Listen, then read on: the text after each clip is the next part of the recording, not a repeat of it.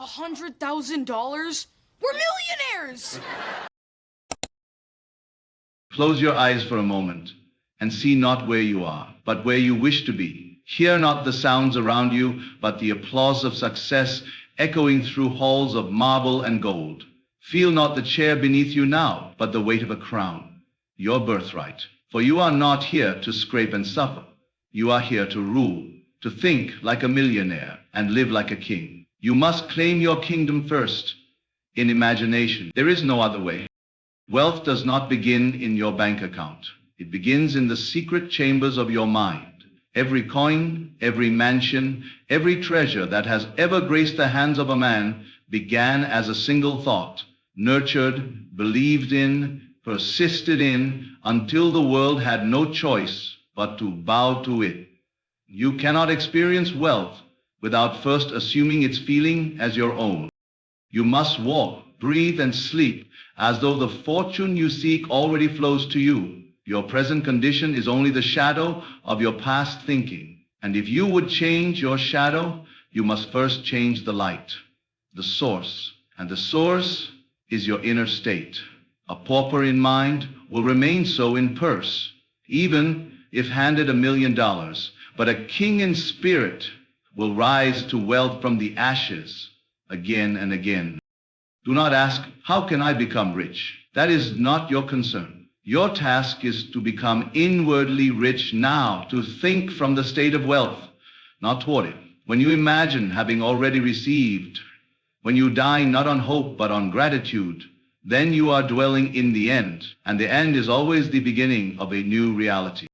The conversations you carry on in silence, those quiet exchanges in the night, are the architects of your financial destiny. If you argue for limitation, you are laying bricks of poverty. If you speak with conviction from the mountaintop of abundance, you build palaces. Listen carefully to yourself when no one else is around. Are you speaking from wealth or toward it? Are you apologizing for your greatness or are you embracing it in stillness? You must persist, even when the senses scream otherwise, for the senses are but echoes, slow and sluggish echoes of prior beliefs. Do not consult them for truth. If you have imagined properly, if you have felt with a full conviction that it is already done, then leave the how and when to the unseen hand. Your only responsibility is to remain faithful to the wealth you have accepted as your own. A man who possesses millions without the consciousness of wealth is still poor, but a man who stands with empty hands and a full heart of riches is already rich. And soon the world will rearrange itself to reflect that truth. That is law. That is order.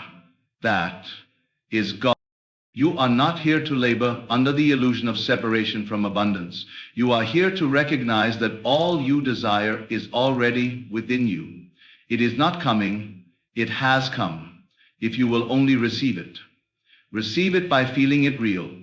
Accept it without effort, as you would a title bestowed upon you by divine right. Change your concept of self, and your world must change with it. Think not of money, but from money. Think not of success, but from success. Think not of the kingdom, but from the throne. This is how a millionaire thinks. This is how a king lives. Every fortune that has ever been acquired, every empire built, and every luxurious possession attained, all these begin not in vaults or markets or labor, but in the unseen dimension of imagination. Imagination is the source of all wealth. It is not a fanciful indulgence for the artist or the child. It is the creative act of life itself. There is nothing you can touch or own that was not first imagined. Look around. The wards that shelter you, the clothes you wear, the coins you carry. Each one of these was once invisible, resting in the mind of someone who dared to assume its reality before it appeared. Wealth is not a matter of material accumulation. It is a spiritual arrangement, a relationship with your own consciousness. The poor man who clings only to what his senses report is like a man lost at sea, dying of thirst, surrounded by water. His salvation is all around him, yet he cannot drink because he does not believe. But the one who understands that imagination is substance, not shadow, becomes the master of his own fortune. He sees the invisible and calls it forth. He feels what has not yet solidified and watches the world bend to his inner conviction. You cannot acquire what you do not first possess in thought. The man who imagines himself to be rich already owns that richness, for the outer world must obey the nature of the inner. The marketplace may shift, the economy may tremble, but the creative power within you remains unchanged. It is not governed by interest rates or wages. It is governed by attention and feeling. When a man assumes the feeling of wealth and nourishes that feeling as real and present, he sows a seed, and just as surely as night follows day, the seed must bring forth its kind. You have been told to work hard, to save, to invest, but few have told you the deeper law, that imagining wealth and doing so with conviction and delight is the highest form of creation. What you accept inwardly as true begins to form itself outwardly through people, opportunities, and events that you could never have predicted. The riches come not because you chased them, but because you became their embodiment. The world is yourself pushed out. If you believe wealth to be distant, difficult, or reserved for others, then you reinforce that very experience. But if you take your attention away from the seeming facts and turn it inward to a scene that implies your abundance, you begin to recondition the world. Do not look to see how much money you have. Instead, look to see how rich you feel. For feeling is the secret. A man who feels poor while holding gold in his hand will lose it. But the man who feels wealthy in the silence of his room is building a treasury that must appear. Imagination does not wait for permission. It does not require evidence. It requires belief. Your ability to imagine vividly and feel deeply is the only capital you will ever need. You may have no job, no connections, no visible means, but if you persist in imagining yourself as one who lives in freedom, in luxury, in sufficiency, you have planted the essence of wealth. The bridge of incidents may be strange, unexpected, or even uncomfortable, but it will come. Life must rearrange itself to match the pattern held in your imagination. You need not ask another soul to join you in your creation. You do not need agreement. You need alignment with your own inner state. That state, once fixed, will draw the resources, people, and paths required for its fulfillment. Just as surely as a magnet draws iron, your assumed state draws form. Many will say this is fantasy. They are right. It is fantasy made law. For what is the difference between imagination and reality? If imagination continually becomes the real, the man who imagined his palace while sleeping on a mat is no fool. He is the creator. He is the architect who builds with unseen bricks and constructs a world of wealth out of sheer belief. Therefore, you must become still. Turn inward. Withdraw your attention from what is and fix it upon what is desired. See yourself already surrounded by the symbols of wealth. Hear your name spoken in rooms of opulence. Feel the texture of fine living. Walk through the corridors of the imagined estate. Breathe in the air of ownership, and do so until it becomes more natural to you than your present condition. When you have done this with persistence and sincerity, you have aligned yourself with the origin of all wealth, and what begins in imagination cannot be denied. It is law, it is order, it is creation. To assume the feeling of already being wealthy is to take possession of wealth in its truest form, consciously. Wealth is not an accumulation of objects, numbers, or banknotes. It is a state of being, an inner knowing that what you desire is already yours. This assumption is not idle daydreaming or wishful thinking. It is the deliberate acceptance through feeling that the thing desired exists in you now. You do not beg for what you already have. You do not chase what is already in your hands. When you assume the feeling of being wealthy, you claim your inheritance, not in some far-off future, but now, in the present moment. The great error is to believe that you must first earn, achieve, or prove something before allowing yourself to feel the richness of life. But that is to reverse the order. The outer follows the inner. The manifestation follows the assumption. The condition follows the feeling. If you wait to feel wealthy until the money appears, you will wait forever. But if you dare to feel wealthy now, while appearances seem unchanged, you have sown the invisible cause that must bring about the visible effect. When you close your eyes and relax your body, let your mind wander to a scene that would only be possible if your desire were fulfilled. Do not force it. Let it unfold gently. Perhaps you are writing a check without concern, or gifting something meaningful to a loved one. Perhaps you are walking through your new home, feeling the fine grain of wood under your feet, or stepping out of a luxury car with confidence and ease. Let the scene be alive with detail. Let it be natural, and most importantly, feel it, not as though it will come, but as though it is happening now. The subconscious mind accepts what you feel to be true. It does not question, judge, or rationalize. It simply takes the impression and gives it form. When you assume the feeling of being wealthy, you impress that state upon your subconscious, and it begins to express it through your life. You will find yourself thinking differently, speaking differently, walking differently. Opportunities will arise, not by chance, but as a natural outpicturing of your inner conviction. You cannot assume wealth and continue to speak a black. You cannot feel rich and persist in worrying about bills or limitations. The feeling must be dominant. It must override the doubts of the senses. For the senses report only what has been, not what must be. They are late. They are the echo, not the cause. To assume the feeling is to place yourself ahead of the senses in the creative realm where things are formed. You may not know how the money will come. That is not your task. Your task is to dwell in the state of wealth as though it were already so. When you do, you begin to see signs, small shifts, unusual events. The world begins to bend in subtle, invisible ways to reflect your new identity. You are no longer trying to become wealthy. You are being wealthy. And being is creation.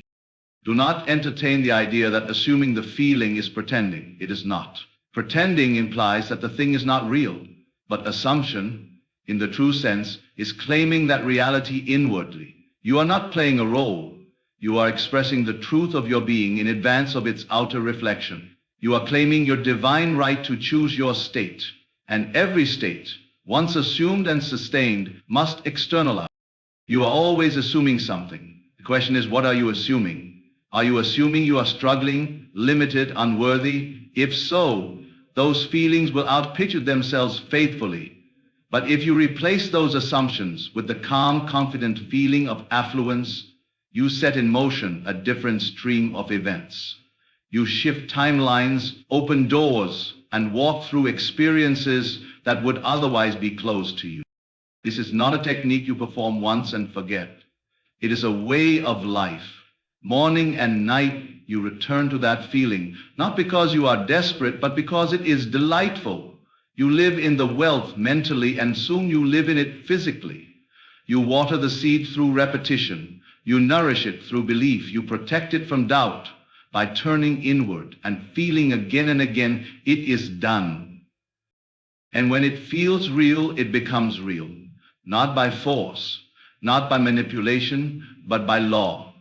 You are not waiting for the world to change. You are changing your state, and the world must conform. So assume wisely, feel deeply, and persist gently.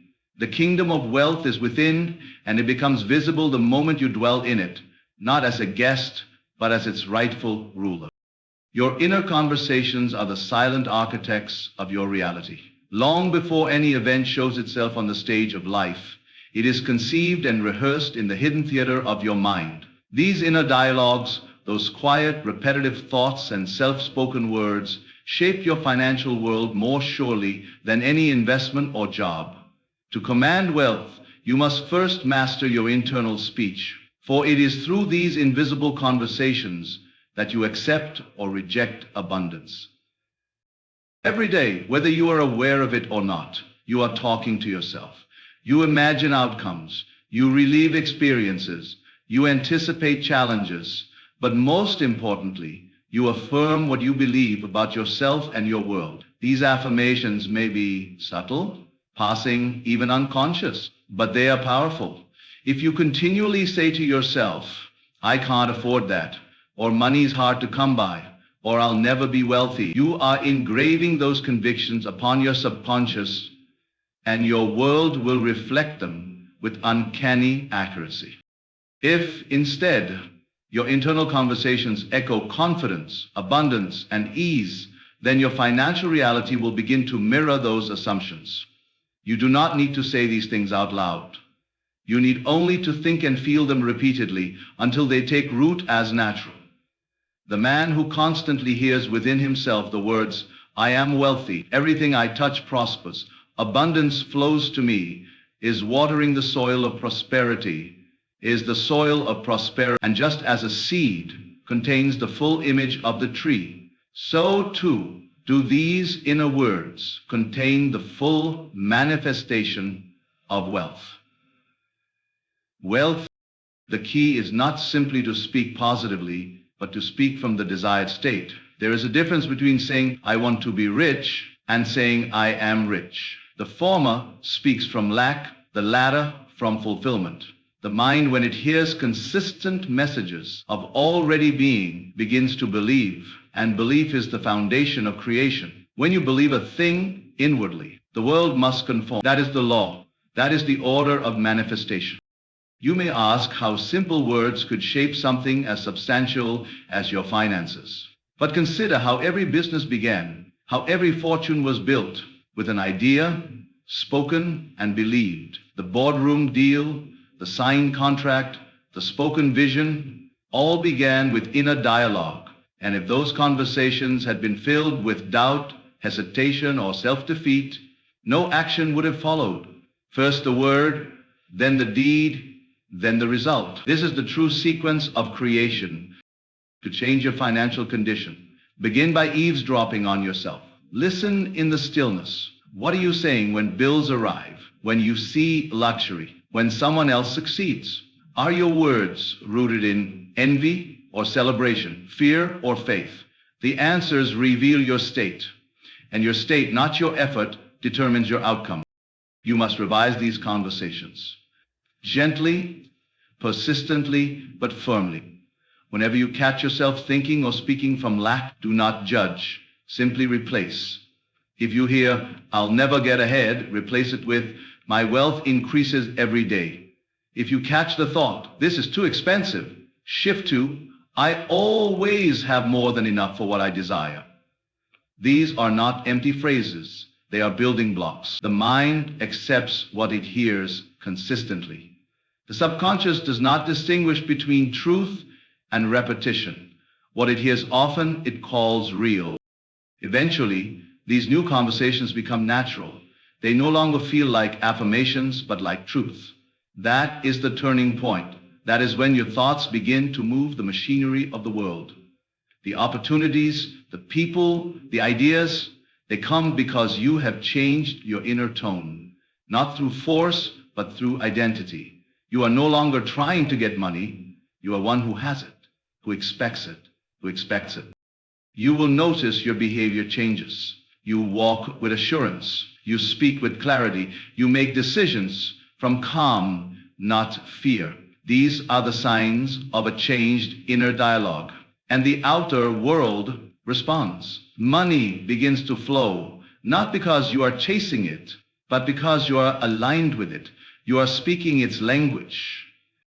So speak inwardly as you would if you were already rich.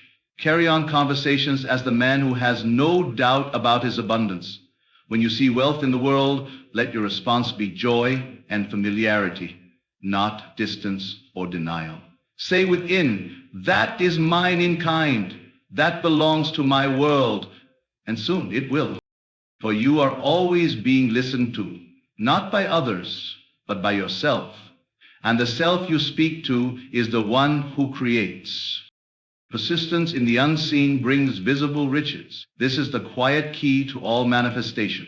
It is not the brilliance of your wish, nor the strength of your desire that determines your wealth, but the constancy with which you dwell in the unseen reality of already having. To persist is to remain faithful to the imaginal act, even when the senses deny.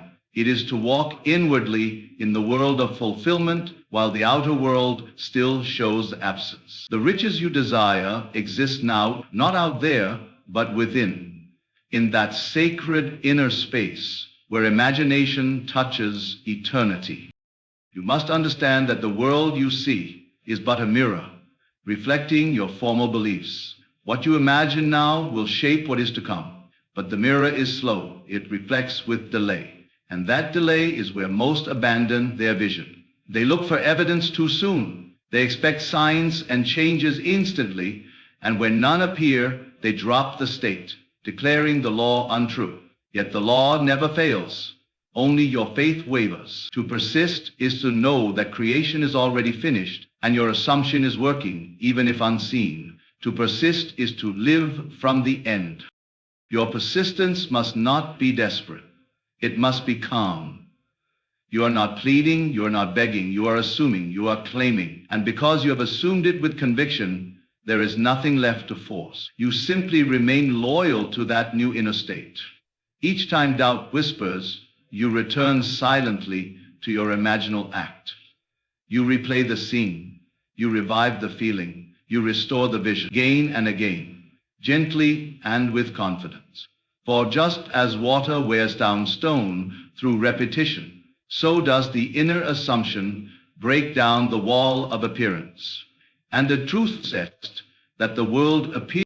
Do not confuse effort with persistence. Effort comes from fear and a sense of lack. It pushes and forces and strives, but persistence is still. It is unwavering. It is the quiet decision to remain. Just as a man who plants a seed does not dig it up each morning to check its progress, so too must you remain faithful to your seed of wealth. You have imagined the end. You have seen the vision. Now you wait, not with anxiety, but with assurance. You know it must come because you have persisted in feeling its reality. Life responds not to your hopes or wishes, but to your assumptions. And assumptions are made real through persistence. A single moment of imagination may impress, but it is the repeated feeling that embeds it deep within the subconscious. And once impressed there, it begins to move the pieces of your world into perfect alignment. People will call it coincidence or luck or genius, but you will know it is law, is the natural consequence of persistent inner belief. When you imagine yourself wealthy, the world may not change in a flash, but your reactions change. Your choices shift, your speech becomes different, and slowly, silently, you walk into a new timeline. Opportunities arrive that never would have in the old state. Conversations occur that point you forward. Ideas appear in your mind as if placed there. These are the signs of persistence bearing fruit. But even if no sign comes, you continue. For to persist is not to wait for proof. It is to live as if the proof is irrelevant. This is the path few take. Many will try to imagine once or twice, then complain that nothing has changed. But those who understand know that persistence is the gold. It is the alchemy of faith. You persist in the unseen until the unseen becomes seen. You persist in the feeling of already having until the world bows to that truth. Let the world say you are mad. Let the facts scream otherwise. You know what you have imagined, and that is enough. You are not waiting for wealth. You are being wealth. Inwardly, now, you are rich in feeling, rich in thought, rich in assumption, and soon the outer must reflect the inner, because that is the unbreakable law. So each day, return to your state. Feel the luxury, the ease, the power of having. Dwell in that mood. Carry it with you. Speak from it. Think from it. React from it. This is true persistence, not repetition of words, but repetition of feeling. When that feeling becomes natural, when it becomes your home, wealth will have no choice but to appear. Not by chance, not by force, but by the quiet, powerful law that brings to each man what he has persistently accepted as true of himself. Your concept of self determines your wealth. The image you hold of yourself, the silent, steady vision you carry when no one is watching, is the root from which every outward condition grows. You cannot rise above the concept you accept as true. You may strive, work, and plan endlessly, but if inwardly you see yourself as limited, poor, or unworthy, then no amount of effort will sustain the wealth you seek. The outer world faithfully reflects the inner state. You cannot reap abundance while sowing lack in your mind. A man is not rich because of what he possesses, but because of who he believes himself to be. That belief speaks to his tone, his walk, his thoughts, and his expectations. You may put gold in the hands of one who sees himself as small, and he will find a way to lose it. But give nothing to the man who sees himself as wealthy in spirit, and the world will begin to hand him its treasures. Not because of his actions alone, but because his actions arise from his state of being. You must ask yourself, quietly and honestly, who am I in relation to wealth? Not what do I wish or what do I want, but what do I assume myself to be? If, beneath every desire, there still lingers the feeling of inadequacy, of being outside the gate, of striving to arrive, then that concept will govern your results. But when you dare to shift your identity, to walk in the feeling of already being one with wealth, then everything changes. Life rearranges itself to match that new self-concept. This transformation does not begin in action, but in imagination. You imagine yourself into a new identity. You see yourself not as someone trying to become wealthy, but as one who already is. You build this vision not with words alone, but with feeling. You feel the weight of confidence in your chest. You hear the sound of success in your inner ear. You touch the fabric of luxury, not with your fingers, but with your thought. And as you do this again and again, the image becomes natural. What was once a fantasy becomes familiar. And once familiar, it becomes fact. You do not need to convince the world. You need only convince yourself. That conviction, once settled, speaks louder than any speech. It draws to you the experiences that align with your new self. People treat you differently. Circumstances unfold in ways you could not have planned. The world recognizes you not by what you say, but by what you are. And you are what you believe. And you are what you believe. The self-concept is not fixed. It is chosen. It is built and rebuilt each day through thought, imagination, and feeling. If you have lived with a poor self-perceive, do not condemn yourself. Simply begin to rebuild. Withdraw attention from the old story. Stop rehearsing limitation in your mind. Speak inwardly of your wealth, your worth, your power. Create scenes where you are treated with respect and admiration. See yourself doing what only a wealthy man would do. Spend in thought what you may not yet spend in fact. And do it not as escape, but as creation. Your world is yourself, pushed out. If you think little of yourself, the world will reflect that smallness. But the moment you lift your concept, the moment you accept that you are greater than circumstance, the world begins to shift. It must. It is not separate from you. It is the outer expression of your inner conviction. You cannot pretend your way into this. Pretending implies separation. But you can assume, you can inhabit the state of already being. That assumption, once fully accepted, becomes your truth. And truth always finds expression. You are not trying to become someone else. You are discovering who you truly are beneath the lies of limitation. The riches do not make you wealthy. They reveal that you already were. Begin now. In silence, declare who you are. Not out of arrogance, but out of knowing. I am wealthy, I am abundant, I am the one who receives with ease and gives with joy. Let this identity settle in your mind and heart. Walk with it, think from it, sleep in it, and you will see that all wealth begins not with things, but with the one who dares to believe he is worthy of them. The concept of self is the root, and the root determines the fruit. The journey toward wealth begins not in the world outside, but within the depths of your own consciousness. Imagination is the wellspring from which all riches flow, and by assuming the feeling of already being wealthy, you claim your rightful place in the realm of abundance. Your inner conversations silently construct your financial reality, and through persistent faith in the unseen, your imagined desires take form. Ultimately, it is the concept you hold of yourself, your self-imagine, that governs the magnitude and quality of your wealth. Embrace this truth with unwavering conviction. Nurture your inner vision and watch as the outer world transforms to mirror the kingdom you have already built within. In this lies the secret of true prosperity: to think like a millionaire, live like a king, and know that all riches are already yours by the power of your own assumption.